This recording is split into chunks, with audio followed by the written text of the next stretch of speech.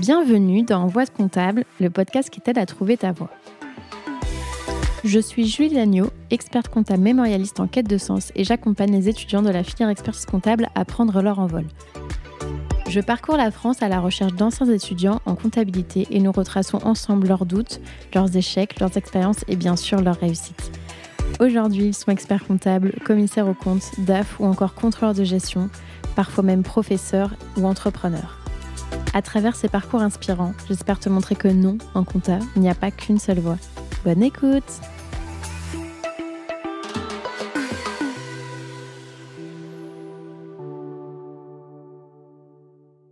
Et oui, c'est encore moi. Juste un petit mot pour t'annoncer la grande nouvelle. J'ai écrit un livre aux éditions Vuibert qui s'appelle Réussir l'expertise comptable et qui condense mes 6 années d'expérience en tant qu'étudiante et jeune professionnelle du chiffre. Les 200 pages sont réparties en 3 grands thèmes qui sont l'état d'esprit pour se dépasser personnellement et professionnellement, les révisions pour décrocher ses diplômes et enfin la vie professionnelle pour trouver la voie qui te correspond. Il est déjà disponible en librairie, sur la Fnac, sur Amazon, en format physique ou digital, donc si ça t'intéresse, je te mets le lien dans la description de l'épisode. Et maintenant, je te laisse en très bonne compagnie avec l'invité du jour. Bonjour Oriane. Bonjour Julie. Je suis super contente d'être avec toi aujourd'hui. Alors, je suis carrément dans ton appartement parce que il y a des grèves aujourd'hui. Donc, on s'est dit que ça serait plus simple de faire comme ça. Si je t'explique un peu comment ça va se passer l'interview, on va remonter au tout début, savoir Oriane, où est-ce qu'elle est née, quel type d'enfant elle était, quelles études elle a fait, est-ce qu'elle voulait être expert comptable quand elle était plus jeune ou pas. Forcément, quel job elle a fait, est-ce qu'elle a travaillé en cabinet, et pour en arriver à ce que tu fais aujourd'hui. Alors, est-ce que tu peux commencer, Oriane, par te présenter, nous dire un peu qui tu es, ce que tu fais aujourd'hui? Alors, moi, je suis Oriane, j'ai 39 ans, je suis maman de 2 enfants, et aujourd'hui, je suis à mon compte. Mon idée, c'est d'accompagner les experts comptables, les commissaires aux comptes, la profession du chiffre, afin de les aider à intégrer la RSE dans leur cœur de métier. Donc la RSE, c'est la responsabilité sociétale des entreprises. C'est un sujet très vaste et moi, je suis assez convaincue que notre métier, le métier de la profession du chiffre, parce que je suis aussi diplômée d'expertise comptable, et donc notre métier de la profession du chiffre et du commissariat aux comptes a un rôle à jouer au niveau des territoires, au niveau des entreprises, sur ce questionnement en fait de sociétal, on va dire, de où est-ce qu'on va et comment on fait société ensemble. Super intéressant. Alors, est-ce que tu peux nous dire, Oriane, où est-ce que tu es née, où est-ce que tout a commencé? Je suis née en 1983, au mois de novembre, à Miramas, dans le sud de la France. Ah, donc pas du tout de Paris alors? Pas du tout de Paris. Pas du tout de Paris. Paris, j'y suis depuis 16 ans maintenant, après mon école de commerce. Et j'ai eu la chance d'avoir un papa militaire. Donc, la chance La chance parce que je déménageais tous les 3 ans. Et donc, tous les 3 ans, je réinventais ma vie. Et ça, c'est vrai que ça a été un grand moment, on va dire, de mon enfance, qui a bercé mon enfance. Et puis, mon papa a arrêté sa carrière du côté de Reims. Et là, je suis restée 6 ans. Et c'est là que j'ai fait le plus grand de mes études, en fait, finalement, mes études, on va dire, d'enfance, le collège, le lycée. J'ai fait mes classes préparatoires à Reims. C'est là que j'ai rencontré mon mari, en classe prépa. Et après, j'ai fait une école de commerce au Havre. Et j'y suis restée 3 ans. Et après, je suis venue sur Paris. Et parce que tu dis que c'était une chance de devoir déménager tous les 3 ans. Enfin, toi, tu l'as pas vécu. Tu vois, des fois, quand t'es enfant, tu te dis, je vais quitter mes camarades, etc. Donc, t'es forcément un peu triste. Mais pour toi, t'aimais bien le fait de changer? En fait, ce que j'aimais bien, c'était cette capacité de pouvoir se réinventer. Du coup, ça me donnait de nouveaux objectifs, de nouvelles façons d'être. Et ce qui était intéressant, c'est que, en fait, j'ai gardé de très belles amitiés. C'est pas parce que j'ai déménagé que j'ai pas gardé mes amis. En plus, j'ai eu la chance d'avoir Facebook. Je sais plus quand est-ce que c'est sorti, mais je devais être en école de commerce. C'était assez drôle parce que mes amis que je m'étais fait, par exemple, à Berlin, parce que j'ai vécu à Berlin 3 ans après la chute du mur de Berlin, Et ben, on s'est retrouvés sur Facebook et donc tu vois, on fait partie de groupes. Voilà, pareil, mes amis du collège. Donc, déménager, pour moi, ça voulait pas dire avoir des ruptures. Ça veut dire juste recréer des choses. C'était de nouvelles aventures, en fait. Un peu aventurière, tu vois. Et quel type d'enfant t'étais? Est-ce que t'étais plutôt sage? Est-ce que t'étais casse-cou? Tu sais ou pas? Alors, ça dépend de quel regard on se pose. Alors, du tien ou de tes parents, c'est ça? C'est ça. Moi, je dirais que déjà, je pense que j'étais plutôt studieuse, plutôt bonne élève à l'école. Alors, c'était difficile pour moi à l'école parce que j'étais, et je le suis toujours, un petit peu dyslexique. Voilà, donc je confondais mes P, mes B, j'avais tout le temps des zéros en dictée. C'était vraiment difficile pour moi. D'un côté, comme j'étais assez studieuse, du coup, j'allais voir les profs tout le temps en leur disant « Bon, je veux plus de zéro en dictée, qu'est-ce que je dois faire ?» Donc, le samedi après-midi, le dimanche, je faisais de la copie pour puis avoir de zéro en dictée. Et puis, je finissais avec des bonnes notes. Et après, j'ai eu moins de problèmes en dictée.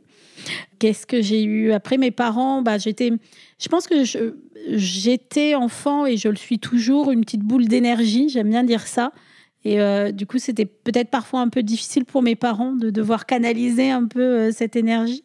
Voilà, après, plutôt une enfant un peu courageuse, je dirais, sage, courageuse, et puis qui découvrait la vie, quoi. J'aime beaucoup ça, la vie. Et tu avais des idées un peu de métiers que tu voulais faire? Alors, moi, je crois que j'ai voulu faire tous les métiers du monde. En fait, parce que t'es aventurière. Ouais, voilà, au même titre qu'on déménageait régulièrement, en fait, dès que je trouvais quelque chose que je trouvais génial, j'avais envie de le faire. Et tu vois, par exemple, j'avais une super prof de maths, moi je me souviens en 6e, et ça m'a donné envie d'être prof de maths. Mais alors vraiment, je la trouvais géniale. Je pense que tu sais, c'est ces rencontres-là que tu fais qui te poussent. Et donc cette prof de maths, en plus j'ai eu la chance, je l'ai eu en 6e, et je l'ai retrouvée au lycée. Je l'ai eue en seconde. Et donc elle se souvenait de moi, je me souvenais d'elle. Et j'ai toujours aimé les maths, je pense, grâce à cette prof. Donc je voulais être prof de maths. Après, qu'est-ce que j'ai voulu faire? J'aimais bien une série télévisée qui s'appelait Profiler. Alors après, je voulais être profiler, inspecteur, voilà, faire des enquêtes. J'aimais beaucoup les enquêtes, j'aime beaucoup les énigmes. Et du coup, voilà, je voulais être commissaire de police à un moment donné ou juge d'instruction pour faire des enquêtes. Après, je voulais être actrice aussi. J'aimais beaucoup le théâtre. Je faisais des cours de théâtre. Je m'étais dit, je montrerai sur scène. Alors peut-être qu'un jour, je monterai sur scène, on ne sait pas. Et puis, je crois qu'une chose fondamentale que je voulais être, déjà quand j'étais petite, c'était maman. Parce que je trouvais que c'était le plus beau métier du monde. C'est pas vraiment un métier, c'est une vocation, je pense. Et voilà, je suis très heureuse d'être maman. Du coup, quand il a fallu choisir son bac, alors qu'est-ce que tu as choisi? Parce que du coup, je pense que tu savais peut-être pas encore ce que tu voulais faire, donc tu t'es dit... Alors, je crois qu'en terminale... Alors, en fait, mon papa a fini sa carrière militaire, il avait un contrat de 20 ans, et quand j'étais en première ou terminale, il faisait une reconversion professionnelle dans le management. Donc, c'est là que je me suis un peu intéressée aux écoles de commerce, ce que c'était, voilà. Moi, j'étais bonne élève, j'ai fait un bac S. Ce que je savais, c'est que je voulais pas aller en fac. Ça me semblait trop grand pour moi. J'avais besoin d'un petit cocon, comme c'était le lycée, quoi. J'étais dans plus cadré, quoi. Ouais, j'avais besoin de cadre. Et du coup, je m'étais dit, j'avais des copines qui faisaient des dossiers pour les classes prépa. J'ai dit, alors tu fais dossier de quoi? Donc j'avais une copine qui faisait prépa agro, une autre qui faisait prépa scientifique. Et puis, comme mon papa faisait du management, voilà, une reconversion, j'ai dit, il y a une prépa éco HEC, je vais faire ça. Et je me souviens, alors moi, j'avais jamais été très bonne en langue vivante. Anglais, allemand, c'était un peu difficile pour moi. Et ma prof de maths m'avait dit, je pense que les maths vous sauveront parce que, vu ce qui est écrit dans votre dossier au niveau des langues, vous irez jamais en classe prépa. Et en fait, j'avais fait un dossier en classe prépa et un dossier à l'IUT, et j'ai été prise qu'en classe prépa. Ouais. C'est surprenant. C'est surprenant. Et d'un autre côté, l'IUT, c'est quand même, je pense, plus des sujets, moi en tout cas peut-être à l'époque, un peu plus technologiques. Et donc, ça me semble logique de laisser la place à des personnes qui ont fait déjà ces carrières-là. Et je ne regrette pas du tout, moi, d'être allée en classe prépa parce que ça a été 2 ans de grosses difficultés. J'étais dernière. Je passais de, je sais pas, 12-13 de moyenne au lycée à 6 de moyenne, 5-6. Ça devait être hard, quoi. Ah, c'était hard, mais comme j'aimais bien bosser, voilà, c'était un nouveau défi à relever. Tu vois, l'aventurière, quoi. C'est bon, bah, ouais, c'est dur la prépa, mais j'y vais, c'est pas grave. Et tu t'es pas laissé abattre de te dire, ah bah, je suis, enfin, tu vois, je suis nulle ou quoi. Tu t'es dit, bah, c'est un nouveau challenge. Ouais, je pense qu'il y a eu des moments où je me suis dit, je suis vraiment nulle, je vais arrêter. Et toujours, bah, tu vois, je sais pas, je dois avoir un truc avec les profs de maths, parce que c'était ma prof de maths qui m'avait dit, mais j'étais allée la voir en fin de première année de prépa, et elle m'avait dit, si vous partez de la prépa, en fait, on enlève 10 personnes. Et je lui dis, ah bon, pourquoi? Elle me dit, bah, parce qu'en fait, vous progressez, vous vous en rendez pas compte, vous avez l'attitude qu'il faut, vous êtes bien là où vous êtes, restez. Du coup, j'avais refait un dossier pour l'IUT. Il m'avait toujours pas accepté. Parce que du coup, tu voulais arrêter toi en première année parce que tu disais, je suis pas au level, quoi. Ouais, puis j'étais fatiguée. Et puis quand tu es fatiguée, c'est pas facile. Donc tu prends peut-être des fois des mauvaises décisions quand tu es fatiguée. Donc je m'étais reposée. Et en fait, la prof de maths, son encouragement avait fait que, bon, pourquoi pas? Elle a peut-être raison. Mais je vais y aller plus calmement la deuxième année. La deuxième année, les objectifs, c'était de passer les concours. Et donc, finalement, les notes, c'était pas si important. Et quand tu étais en prépa, alors tu avais une idée plus précise de ce que tu voulais faire ou pas? Eh ben, je voulais passer les concours. Ça, c'était l'objectif déjà numéro 1. Et puis après, bon, voilà, je m'intéressais. Les classes prépa, c'est quand même différent d'HEC, enfin du bac S.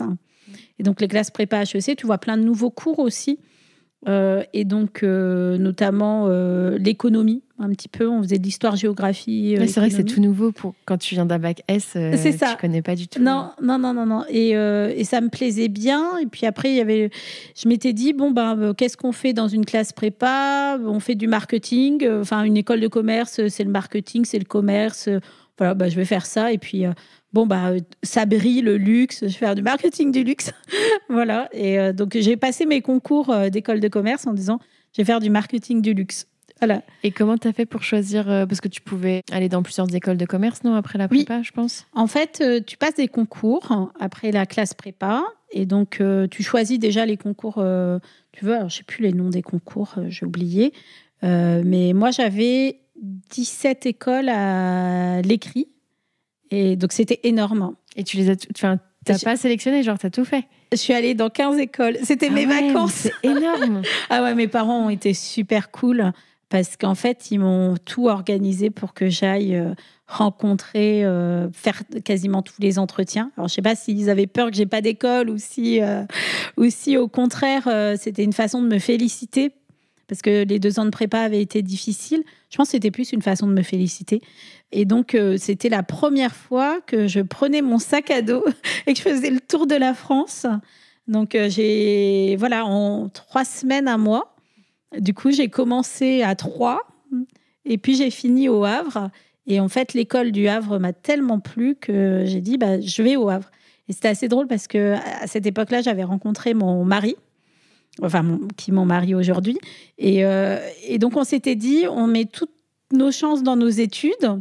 Et donc, on ne s'était pas du tout parlé d'école qu'on passait. Lui, il était en prépa ingénieur. Moi, j'étais en prépa HEC. Et donc, lui, il était à Toulon. Et donc, on a fait 3 ans Le Havre-Toulon. Et donc, il existe des trains Le Havre-Toulon. Et quand tu arrives en école de commerce, alors c'était quoi? C'était un cursus, c'est peut-être plus généraliste au début et tu te spécialises ensuite? Oui. Alors, de mémoire, on avait 15 jours à 3 semaines de remise à niveau. Parce que moi, je venais de classe prépa et on était beaucoup avec des gens qui venaient d'IUT ou de fac. Et donc, on avait eu finalement un enseignement très différent au cours des 2 premières années. Et donc, il y avait une vraie remise à niveau sur de la compta, du droit, de la fisca. Des trucs que tu n'avais jamais vus. Des trucs que j'avais jamais vus.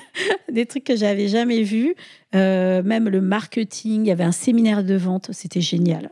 C'était vraiment... Voilà, tout était nouveau. Et je pense que moi, j'aime bien la nouveauté. J'aime bien me lancer de nouveaux défis. Et donc, c'était plein de choses super positives. Et puis, le rythme de travail, c'était également très différent. On n'avait pas cours le jeudi pour s'occuper des associations. Donc, moi, j'étais en junior entreprise.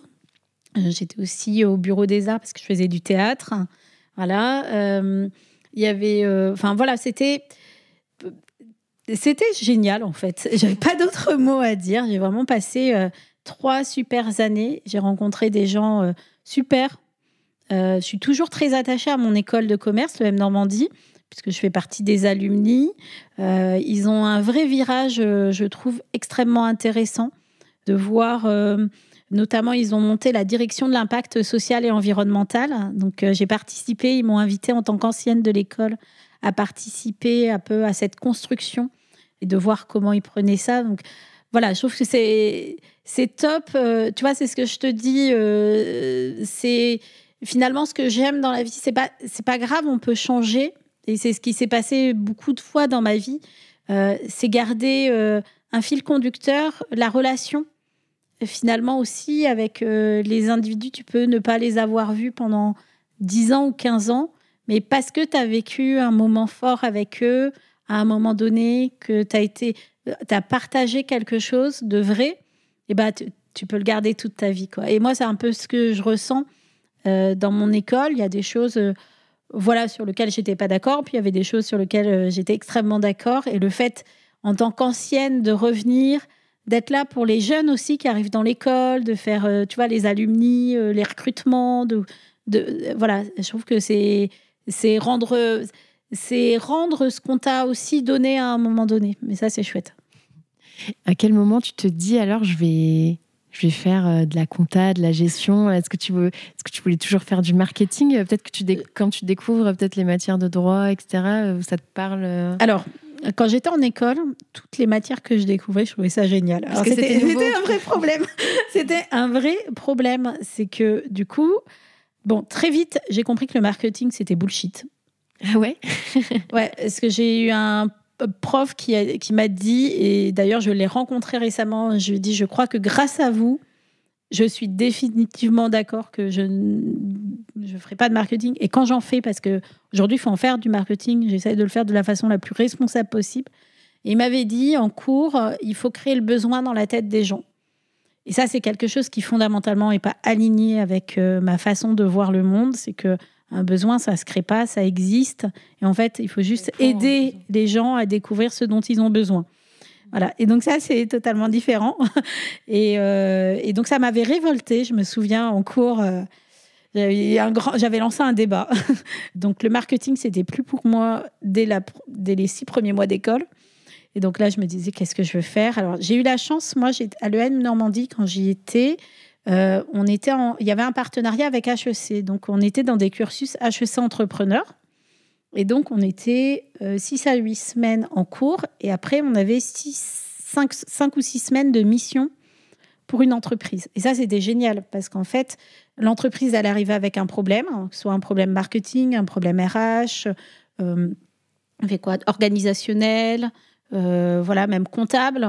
Et on avait 5 semaines en équipe pour pouvoir le résoudre. Donc, ça a dynamisé un peu mon expérience professionnelle avec ce côté, il y a un problème, on ne sait pas ce qu'on fait, puis on y va.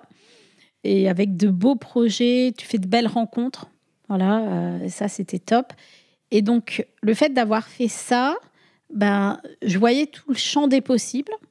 Et moi, les cours qui me plaisaient le plus, c'était les cours de stratégie. J'avais un prof qui est toujours à l'école, d'ailleurs, aujourd'hui, et je le trouvais hyper intéressant et j'aimais beaucoup la stratégie d'entreprise. J'aimais beaucoup, en junior entreprise, j'étais la trésorière de l'association, donc je faisais un peu de compta. Et j'étais aidée par une expert comptable, d'ailleurs, qui venait pour l'association. Donc j'ai un peu découvert ce métier-là. Et je m'étais dit, fin de 2e année, j'aime bien entreprendre, j'aime bien la stratégie d'entreprise. Je vais faire la 3e année en entrepreneur. C'était une spécialisation entrepreneur. Et je crois que 15 jours avant, donc déjà j'avais changé parce que je m'étais inscrite en spécialisation. En 2e année, ils te demandent, début de 2e année, ils te demandent quelle spécialisation. Donc là, c'était marketing. Donc en fin de 2e année, j'ai dit non, je vais faire entrepreneur. Et je crois que c'était 15 jours avant la rentrée. Je suis allée voir le directeur d'école. Je lui ai dit, en fait, je vais m'inscrire en audit finance. Et là, il m'a regardé, il me dit, vous changez tout le temps d'avis, je comprends pas. Je dis, non, mais en fait, ça me semble plus logique de faire de l'audit finance. Comme ça, j'ai des bases fondamentales. Entrepreneur, il n'y a pas assez de cours. Et j'ai encore besoin de... Entrepreneur, c'était vraiment, tu viens avec un projet. J'avais pas vraiment de projet concret. Et j'ai dit, non, je préfère aller comprendre tous les fondamentaux de l'entreprise. Voilà, et je pense que ça me donnera de bonnes bases pour entreprendre après. Et j'ai eu la chance, donc quand on rentrait en audit finance en 3e année, moi, j'ai pas fait d'année de césure, donc je suis passée directement école de commerce en 3 ans. On a eu un prof qui est venu, qui était expert comptable et commissaire aux comptes. Et il nous faisait une remise à niveau en 3e année, on démarrait avec ça. Remise à niveau de la compta, la gestion des entreprises, le commissariat aux comptes, pendant 3 semaines. J'ai trouvé ça passionnant.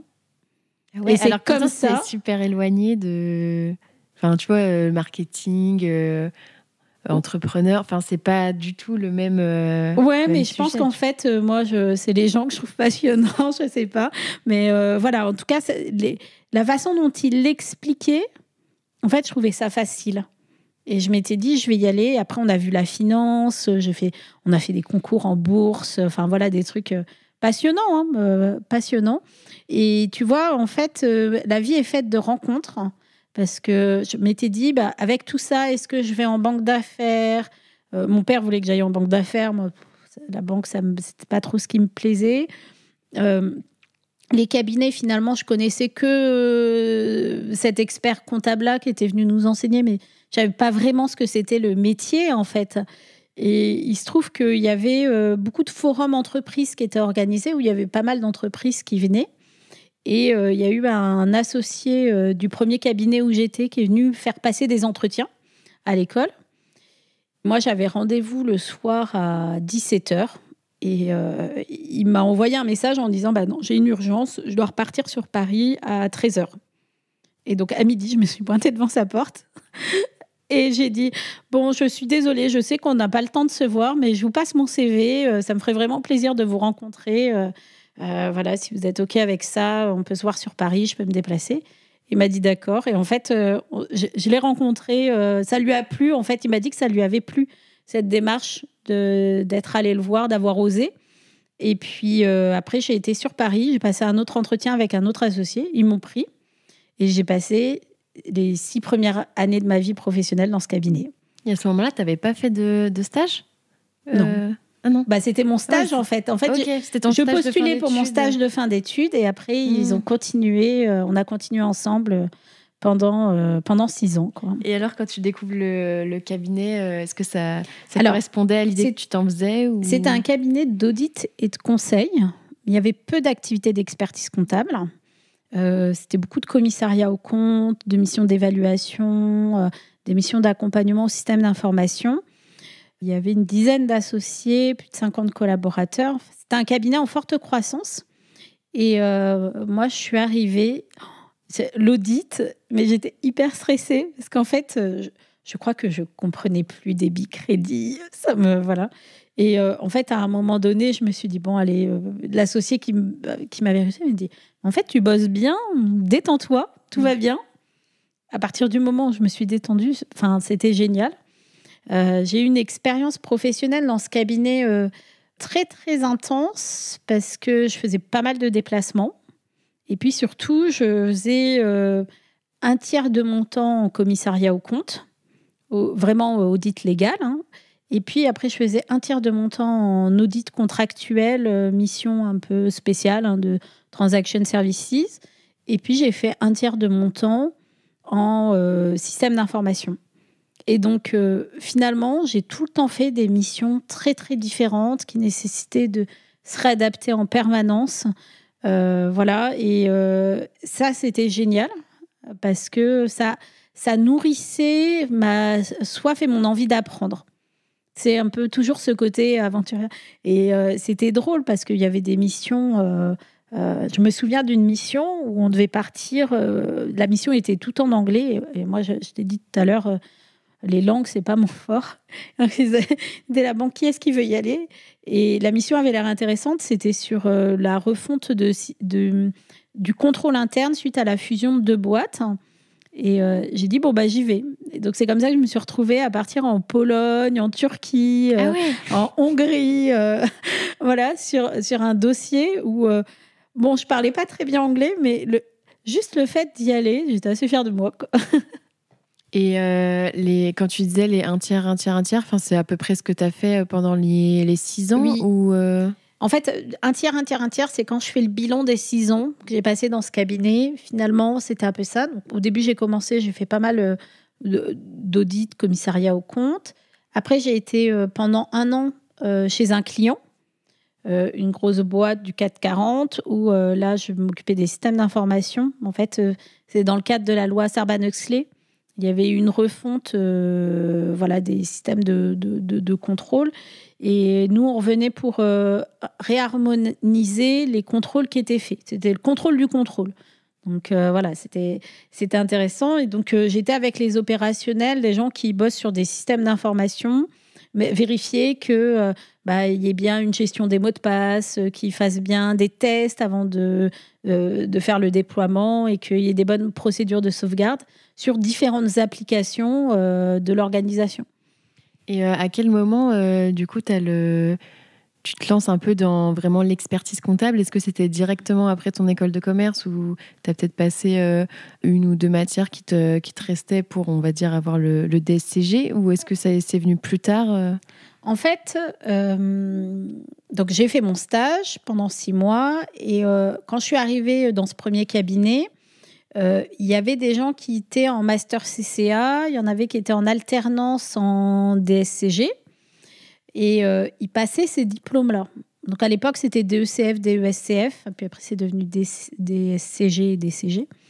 Et comme voilà, ils bossaient, ça avait l'air intéressant, puis moi, toujours dans le but de m'intéresser aussi à ce que font les autres, je dis, je le passe avec vous, quoi. Voilà. Et donc, on s'était tous mis à bûcher ensemble, et j'ai passé les épreuves en candidat libre.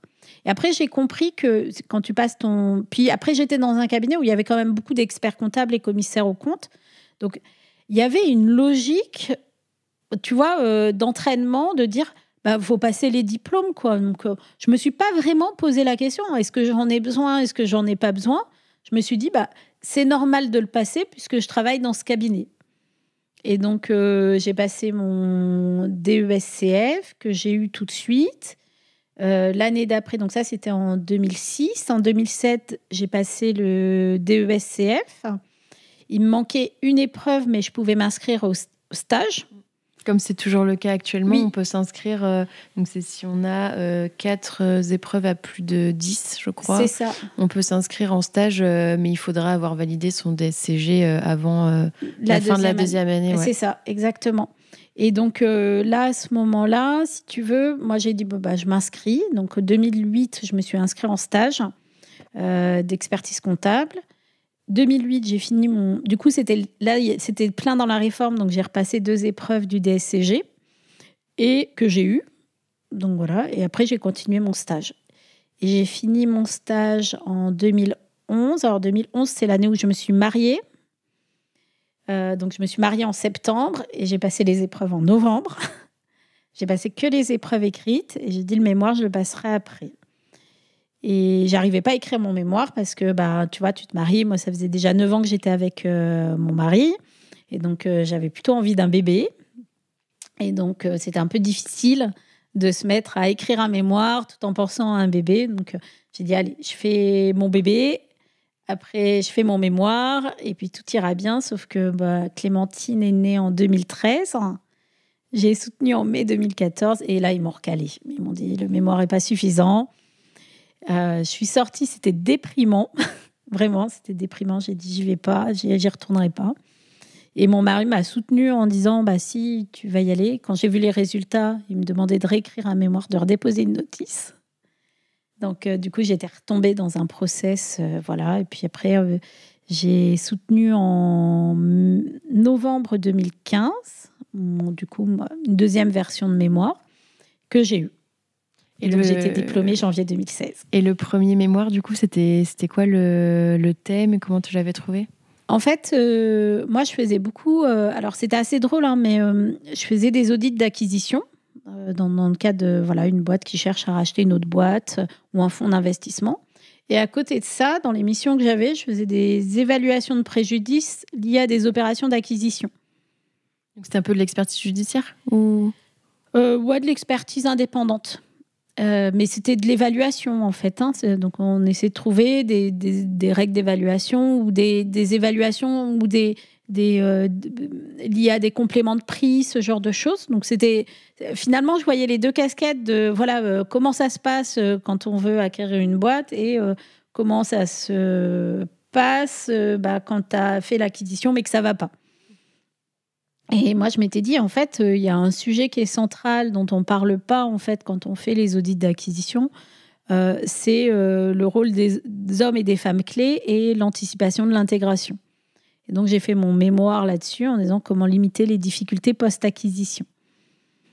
Et je pense que c'était un sujet qui était finalement complexe, peut-être un peu trop général. Et la personne qui m'avait donné mon 4 points n'était pas présente au moment de ma soutenance. Et ça a été assez difficile. Peut-être un mémoire un peu trop descriptif aussi parfois, parce que finalement, je trouvais ça hyper intéressant. Mais dans la pratique, j'avais pas fait de mission d'intégration post-acquisition. Donc, je m'étais beaucoup renseignée. J'avais fait des interviews d'experts comptables qui faisaient ça. C'était pas suffisant, en fait, finalement, pour répondre aux objectifs du mémoire. Peut-être ça s'est vu.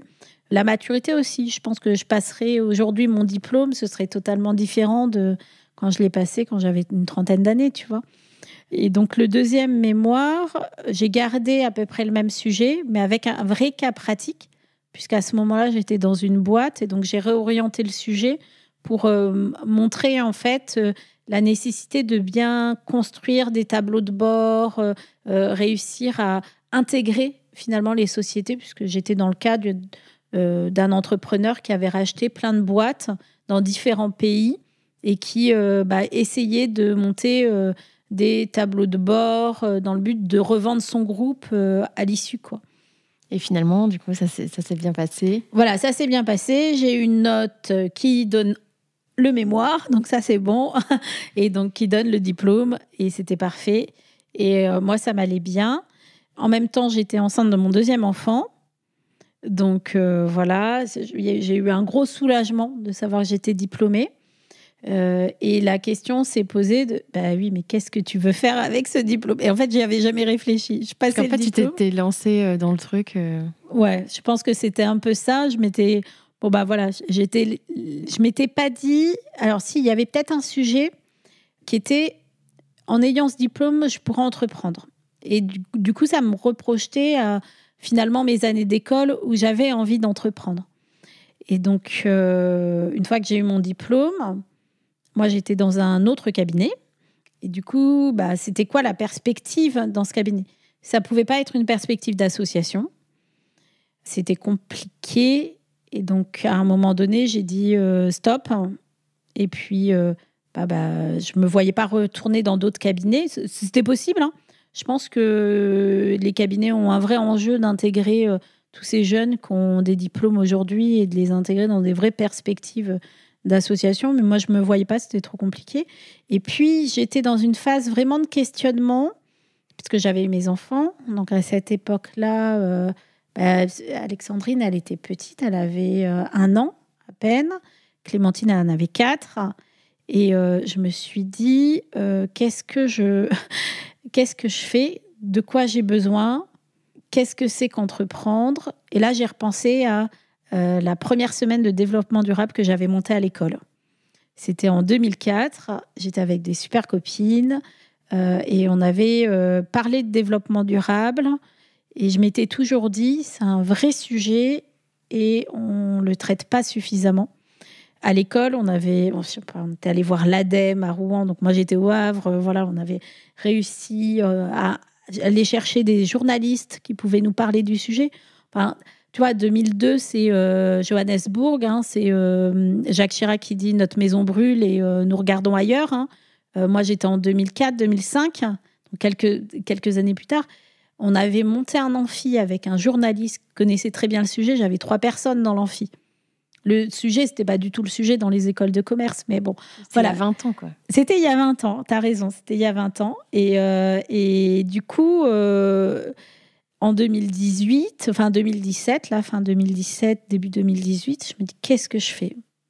Et je pense que ce sujet-là, c'est un sujet qui est essentiel et qu'on ne peut pas passer à côté. Et moi, je venais d'avoir mes enfants, je me dis, 30 ans, c'est une génération. Moi, j'ai 36 ans, qu'est-ce que je fais pour mes enfants ? Et donc là, j'ai dit, je vais faire un cabinet d'expertise comptable, puisque j'ai mon diplôme, du coup, ça me permet de faire un cabinet d'expertise comptable, et je vais le faire en me disant, c'est quoi le lien entre notre métier et le développement durable ? Et donc là, je suis partie sur un projet qui était, dont le contour était un peu flou, bon, soyons honnêtes, mais ce en quoi je croyais qui était certain, c'était l'expert comptable, le commissaire aux comptes, a un vrai intérêt à comprendre ce que c'est ce sujet. Et donc moi, je suis allée défricher. Je suis partie à l'aventure.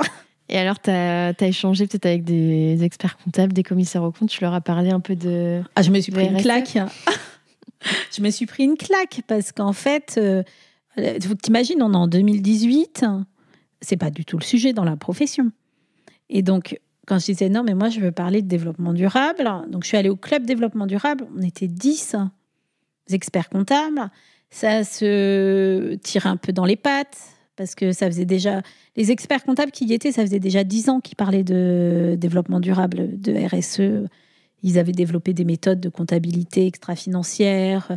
Voilà. Et en fait, finalement, il n'y avait pas de volonté... Enfin, moi, c'était un peu mon observation. C'est que c'était un sujet d'experts qui restait entre experts. Et si toi, tu étais novice sur le sujet, bah, il y avait une marche énorme à faire pour te mettre à leur niveau. Parce que eux, ça faisait déjà 10 ans qu'ils en parlaient. Et il n'y avait pas d'intermédiaire. Et à cette époque-là, c'était, je crois, François Gégard, qui était président du club développement durable. Et il avait quand même monté un truc que moi, j'ai trouvé intéressant. Il appelait ça les journées business RSE. Pour essayer un peu d'acculturer à sa manière ce sujet de RSE avec un côté très business pour les cabinets. Et moi, je me disais, en fait, le vrai sujet pour moi, en tout cas, et c'est en ça que j'avais un peu monté mon cabinet, c'était plutôt de dire, faut pas qu'on... L'idée, c'est pas forcément de monter de créer une nouvelle offre de service, c'est surtout comment tu intègres la RSE dans ton propre cabinet pour améliorer ton service. Et c'est comme ça que je la vois, la responsabilité sociétale. C'est-à-dire que un cabinet... Enfin, moi, je vois aujourd'hui les experts comptables, ils me disent, faut commencer par l'interne, l'externe, qu'est-ce que je vais en faire ? En fait, faut faire les deux en même temps. Parce que tes clients, ils ont besoin que tu t'intéresses au sujet, donc tu leur proposes de nouveaux services, juste de réflexion. Mais comment tu le fais ? Tu l'abordes par ton métier de base, en fait. La compta, les chiffres. Donc, moi, je pense... J'ai essayé pendant cette période où j'étais seule de comprendre comment on pouvait intégrer la RSE dans notre cœur de métier pour accompagner le chef d'entreprise qui intervient dans un écosystème qui est en plein bouleversement et plein d'incertitudes. Parce qu'en fait, il est totalement faux aujourd'hui de faire des budgets ou des BP avec des perspectives de croissance à long terme. On est tellement dans l'incertitude, tu vois, entre les catastrophes naturelles, les crises énergétiques, les crises climatiques. Je veux dire, quand il fait 40 degrés à Paris, les gens, ils ne travaillent pas, c'est faux. Physiquement, c'est épuisant pour le corps. Donc, penser que on peut faire tourner des machines avec des gens derrière ou penser que y a suffisamment d'eau pour, tu vois, suivant le secteur d'activité, c'est compliqué en fait.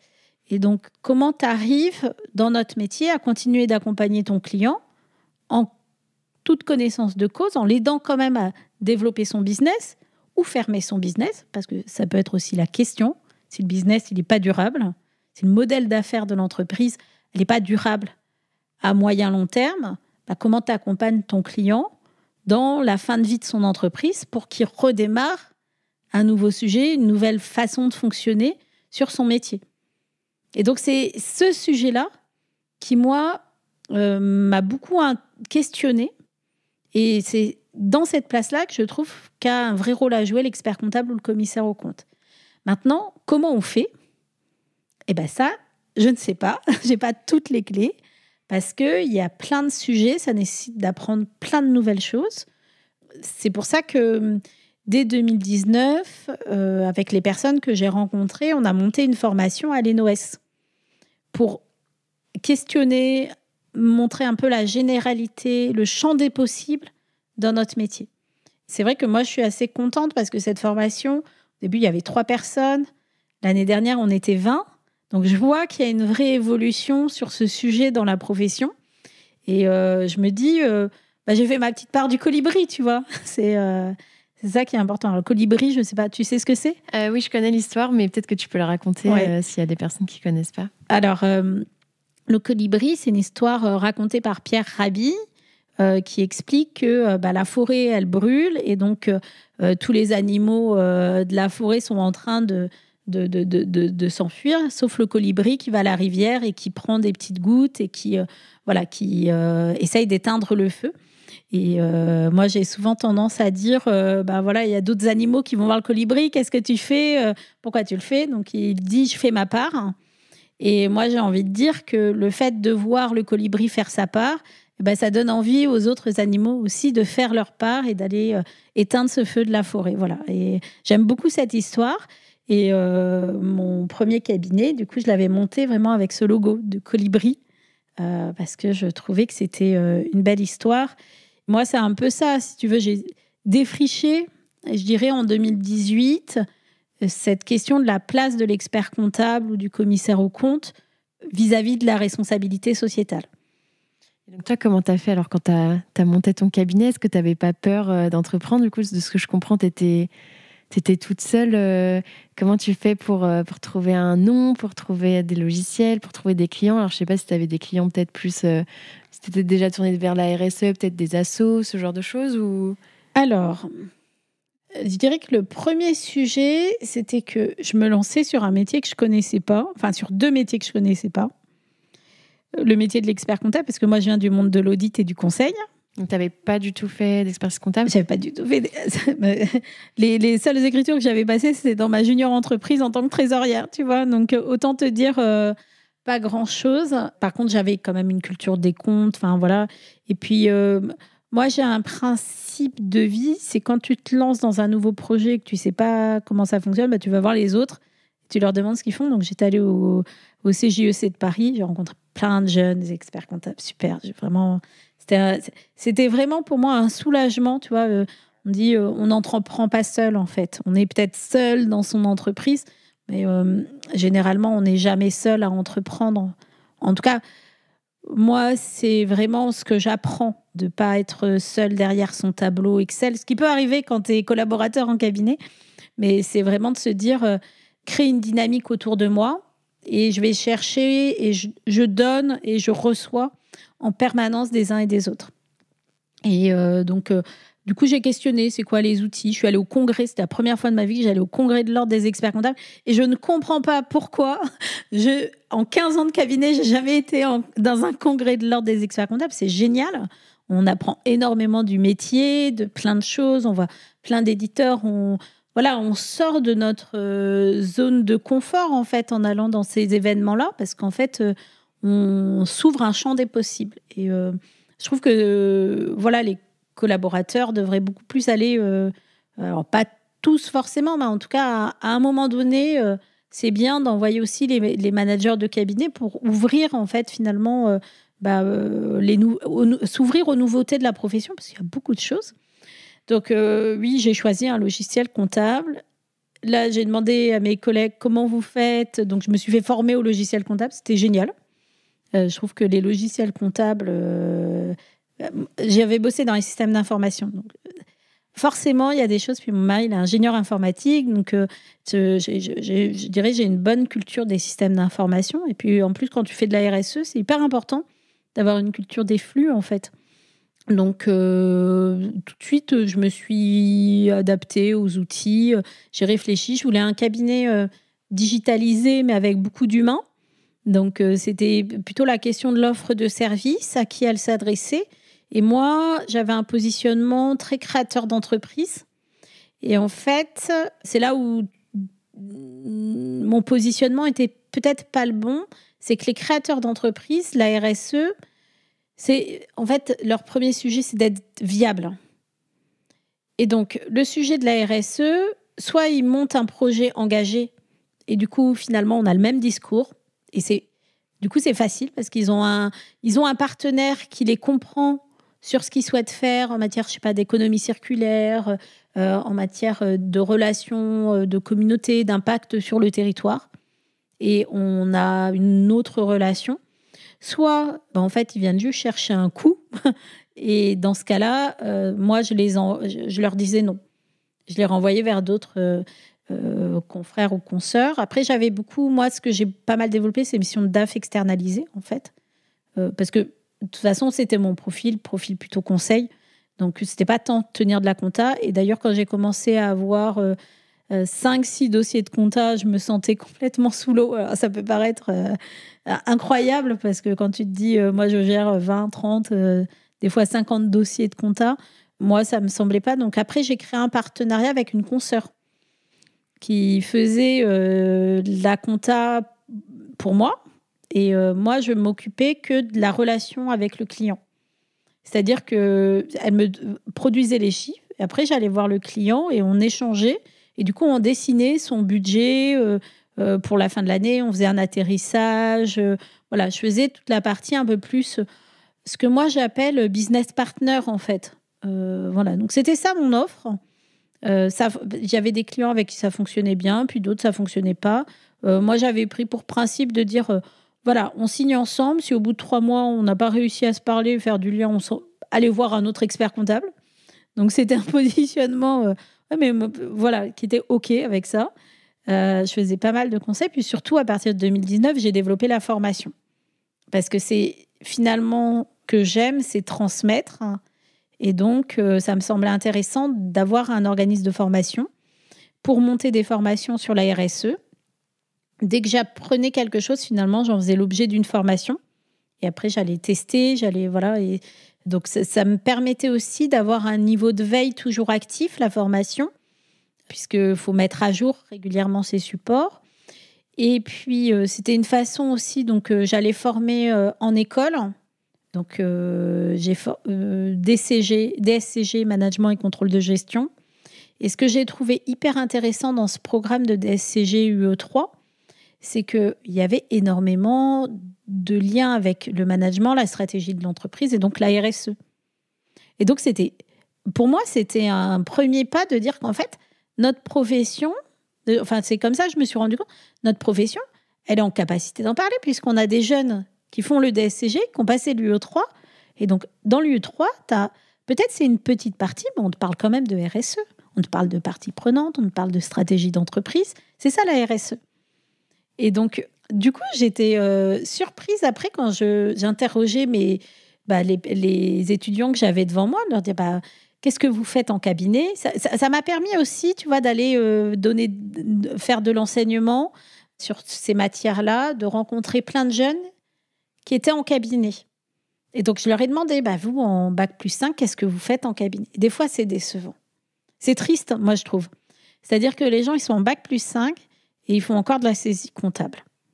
Ils ne sont pas dans l'analyse. Ils ne sont pas dans la restitution au client. Et ça, je trouve ça dommage.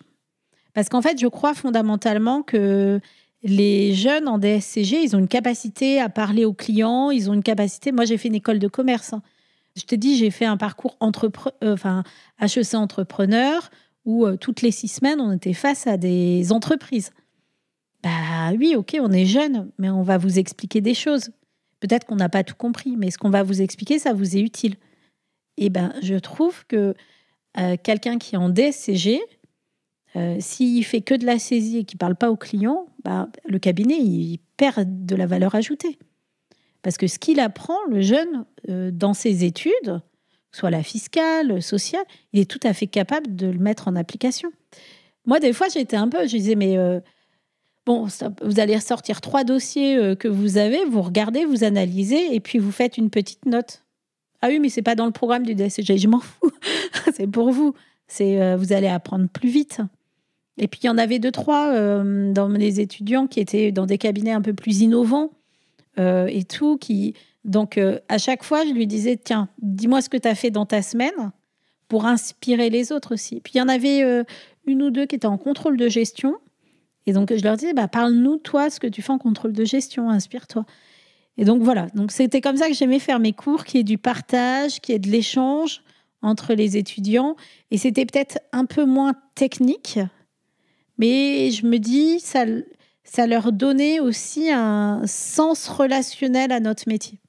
Et puis même pour ceux, du coup, peut-être qui n'étaient pas forcément super épanouis dans leur alternance, de se dire, tu vois, je fais que de la saisie, et surtout, en plus, la décorrélation complète avec les cours où tu vois de la fusion, de la conso, et toi, tu fais que de la saisie, on va dire, sur les dossiers. Donc, je pense que c'était bien aussi pour leur montrer qu'est-ce qu'on peut faire, qu'est-ce qu'il existe dans d'autres cabinets. Parce que tu disais qu'il y en avait 2, 3 qui étaient innovants, et je pense qu'il y a pas mal de personnes qui ont tendance à se dire, en fait, voilà mes missions, et c'est partout pareil, et c'est comme ça. Ouais. Et du coup, je pense que c'était intéressant pour eux. Moi, je rencontre beaucoup de cabinets, puis j'ai accompagné des cabinets à mettre en place leur démarche RSE. D'un cabinet à un autre, suivant la taille de l'entreprise, suivant la taille des clients, t'as à boire et à manger, quoi. T'as tout et son contraire. Et c'est vraiment, je trouve, à la fois la force et la difficulté de notre profession. Une force, parce qu'en fait, l'expert comptable, ça veut dire qu'il est en capacité de s'adresser à tout type d'entreprise, tout type de chef d'entreprise. Et après, finalement, il fait un choix ou pas stratégique. Ça, c'est par rapport à la conduite de son propre business. Et donc, tu as des cabinets qui font des choix et puis d'autres qui n'en font pas. Et donc, tu as ceux qui subissent leur clientèle et puis ceux qui assument leur clientèle. Et dans ça, après, tu as les collaborateurs et le mode de management des collaborateurs en cabinet. Et donc, tu as des collaborateurs qui sont tout de suite mis dans le bain parce qu'ils sont dans un tout petit cabinet, mais avec un expert comptable qui a une vision ultra dynamique de où est-ce qu'il veut être dans 5 ans. Et donc, du coup, qui fait du jeune qui démarre son bras droit. Et donc, c'est une chance pour le jeune qui démarre. Et puis, tu as les cabinets qui sont hyper structurés, hiérarchisés, travaillent à la chaîne et tout. Et finalement, trouver sa place ou son organisation, voilà, ça fait 10 ans que tu bosses, mais tu fais toujours la même chose et tu restes un peu dans ta zone de confort.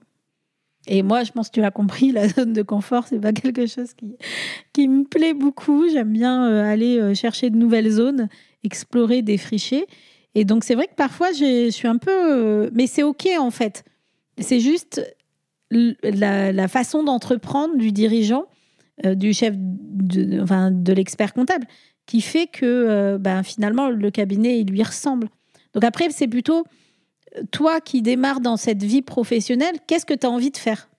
Où est-ce que tu as envie d'aller ? C'est comment tu te projettes ? C'est quoi ton plan ? Moi, quand j'ai commencé à bosser, j'avais une petite fiche, là, je me souviens, qu'est-ce que je veux faire ? Et donc, je m'étais dit, première année, je vais être chef de mission. Voilà, j'aimerais bien explorer quel type d'activité ou tel type de truc.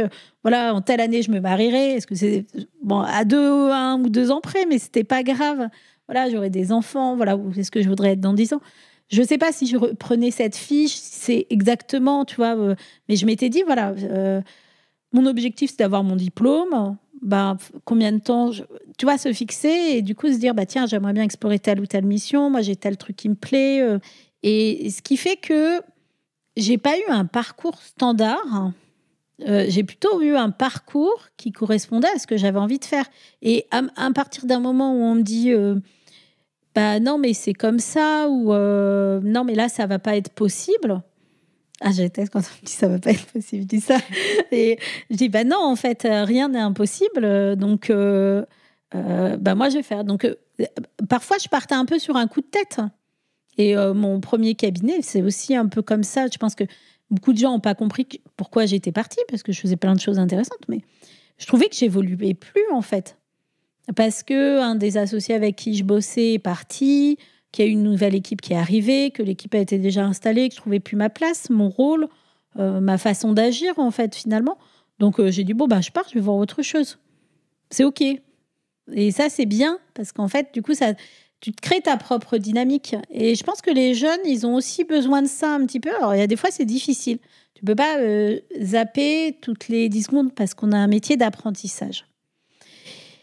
Et donc, tu as besoin, si tu n'es pas capé aventurier, et je pense que dans notre profession, les jeunes ne sont pas trop capés aventuriers, et c'est pas grave, c'est OK, tu as besoin quand même de te donner un socle et des bases.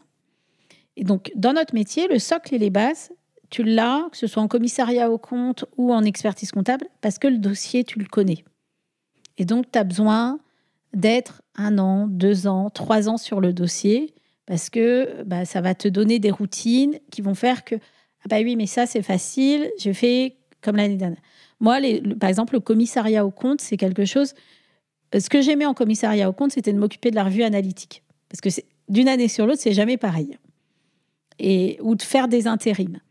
Mais je supportais pas qu'on me dise tu prends le dossier de l'année dernière. Moi, à l'époque, il y avait encore des classeurs. Mais tu prends le dossier de l'année dernière, tu fais comme l'année dernière. Non, c'est pas possible. Parce qu'en fait, les zones de risque changent, l'organisation a changé, peut-être que le DG a changé. Ils ont mis en place des nouveaux outils. Il y avait plein de choses. Donc, moi, j'aimais analyser ça. En expertise comptable, tu as toujours des choses de progrès, d'amélioration. Donc, en fait, notre métier, c'est un métier qui nécessite une certaine récurrence d'apprentissage. Donc, si tu changes tous les 2 matins de cabinet, tu restes pas longtemps dans ton cabinet, en fait, tu crées pas cet effet d'apprentissage. Et donc, tu restes finalement bloqué. Et du coup, tu n'as pas eu cette culture de... d'assurance et de réassurance dont on a besoin dans notre métier.